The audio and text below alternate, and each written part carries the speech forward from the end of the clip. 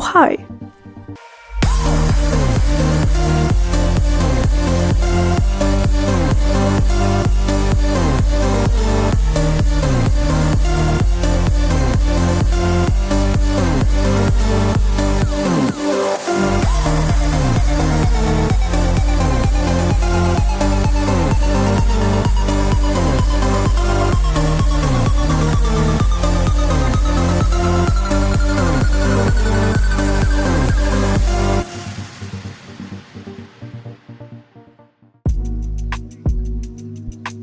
Welcome to day 3. Do you know what happened today? Or else, do you know what happened on the 12th of August, 2026? Hi, it's Alicia, and here we do an experiment where for 30 days we try to actively integrate nature into our lives and see the impact it can have on us, on our moods, perspectives, and daily life in general. What a nice day! Are you ready for this? Let's see.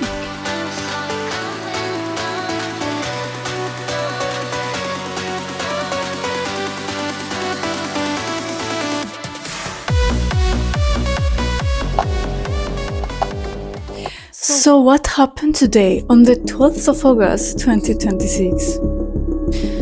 The moon passed directly between the Earth and the Sun, creating a total solar eclipse globally, with the path of totality crossing Greenland, Iceland, parts of northern Russia, Spain, and a small part of Portugal.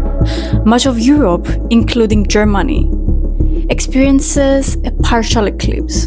It's particularly special because this is the first total eclipse visible from mainland Europe since the 11th of August 1999. Let's go.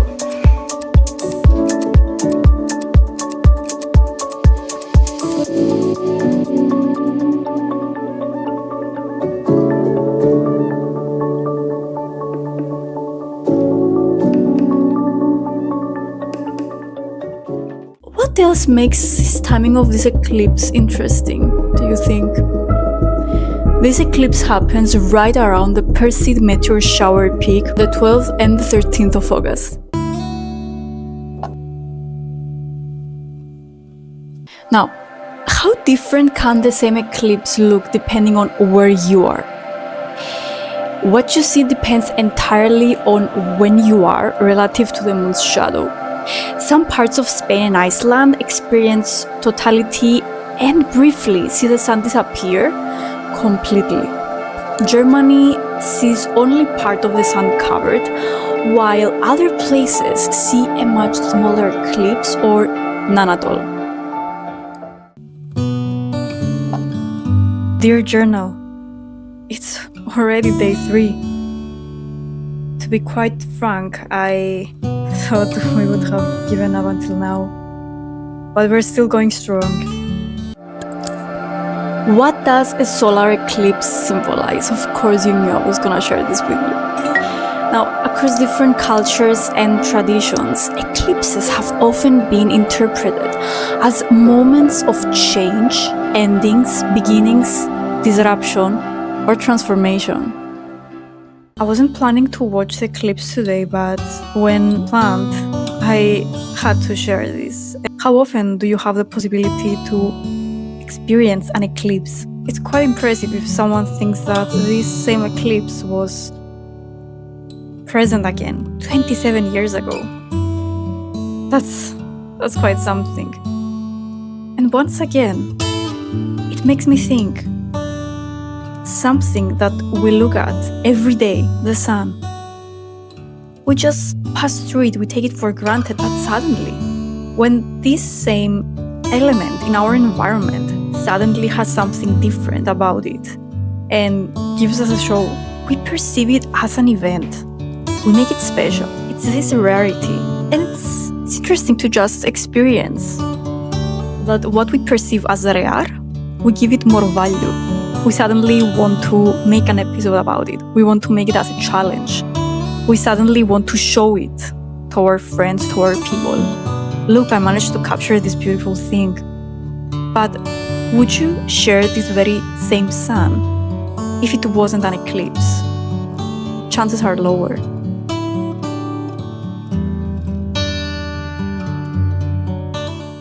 But does an eclipse actually affect us?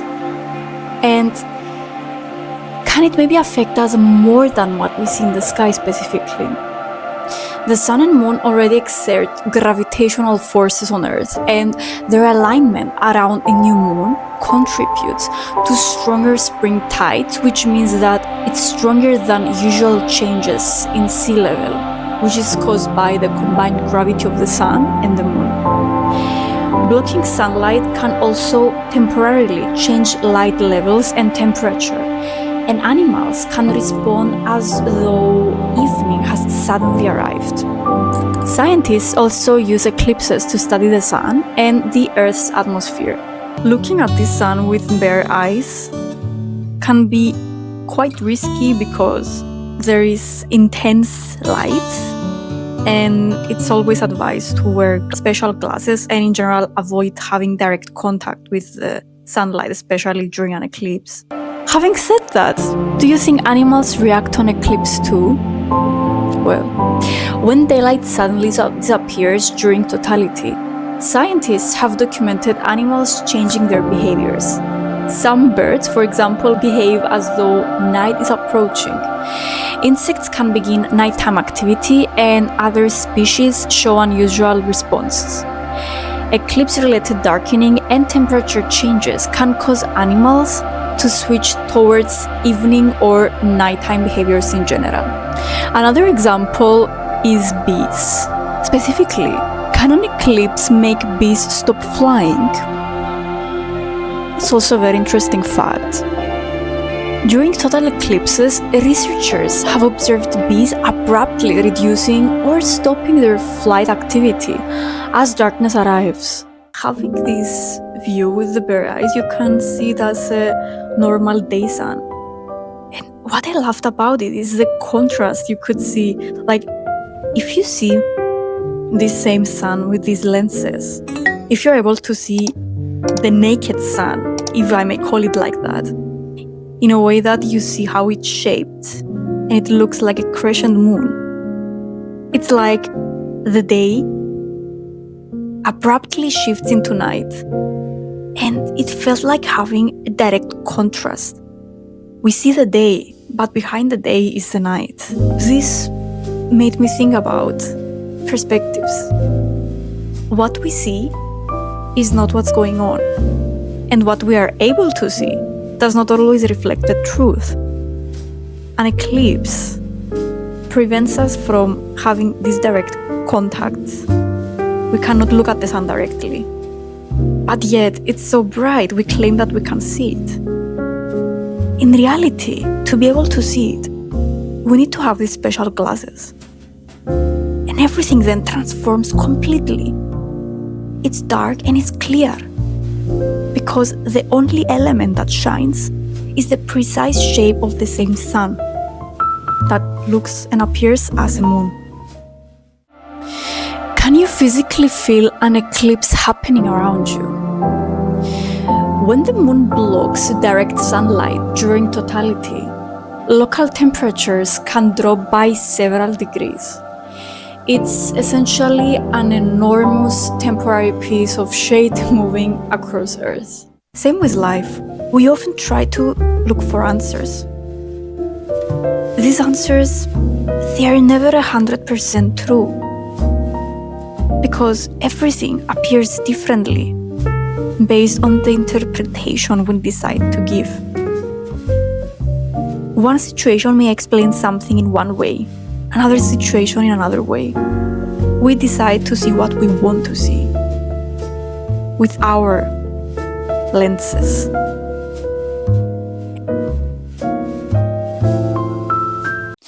What does the sun, moon, and earth lining up mean for our oceans? When this happens, during a solar eclipse, it occurs around a spring tide. Spring tides are stronger than usual changes in sea level, caused by the combined gravity of the sun and moon. They happen every new and full moon, so there is no special eclipse generated mega tide. Only when we decide to put these special kinds of lenses, special kinds of glasses, that's when the true perspective can shine. Now, how can the truth be found in life when we are looking for it? That's a real question. I wish you could just write me back and tell me, this is the way to find real truth. And this is the way to always have the correct glasses to things. Okay, I know. Is a solar eclipse really that they are there for? There are usually 2 to 5 solar eclipses per year, but most are partial, and the path of a total eclipse is very narrow.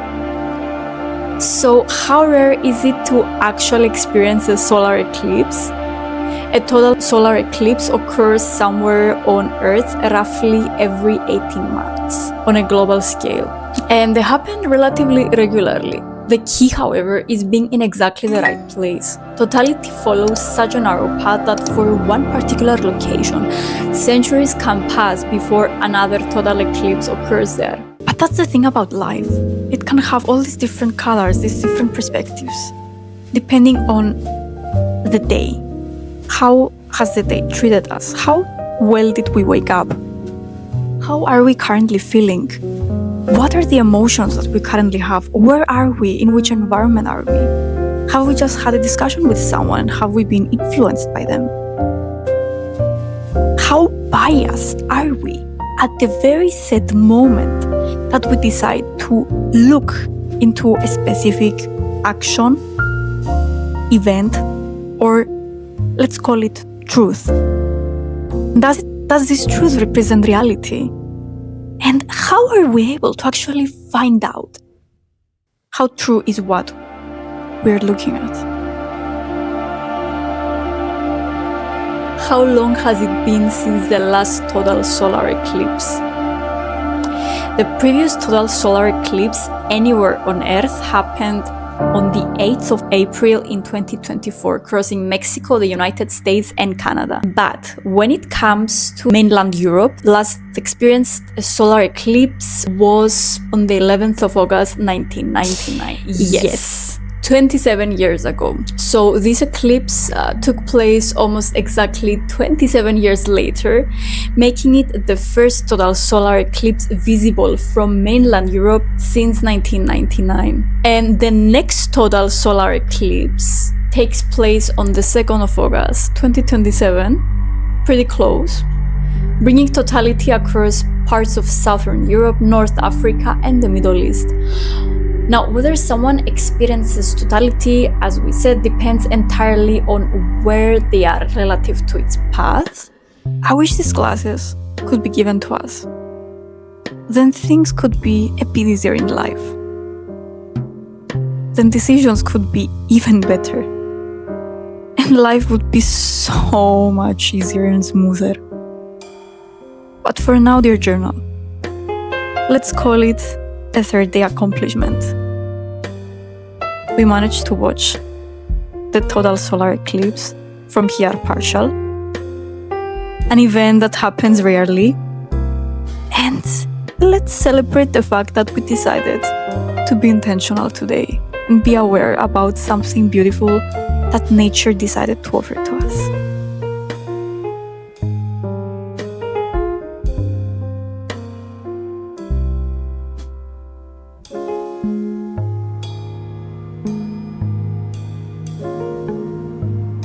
Of course, I would share, why isn't every new moon a solar eclipse? The moon passes between the Earth and the Sun every month at new moon, but its orbit is slightly tilted, so its shadow normally passes above or below Earth. An eclipse occurs only when the alignment happens near one of the points where the moon's orbit crosses the Earth's orbital plane. And I have a fun fact for you. Did you know that trees can actually show you the eclipse? Have Have you ever looked at the ground under a tree during an eclipse specifically? Well, you can sometimes see hundreds of tiny eclipses underneath a tree, and to be more precise, there's these tiny gaps between leaves that act like pinhole cameras. So during a partial eclipse, the ground can become covered in hundreds of little crescent suns. It's like the new moon shape. And if you film shadows underneath trees during the eclipse, check the footage. And another fun fact I have for you. And what do you think? Will total solar eclipses exist forever? Or could Earth eventually have its last ever total eclipse? Drumroll. And you guessed right. The moon is slowly moving away from the Earth by roughly 3.8 centimeters per year. Eventually, hundreds of millions of years from now, it will appear too small in our sky to completely cover the sun. Total solar eclipses are therefore a temporary feature of Earth's history. What a time to be alive!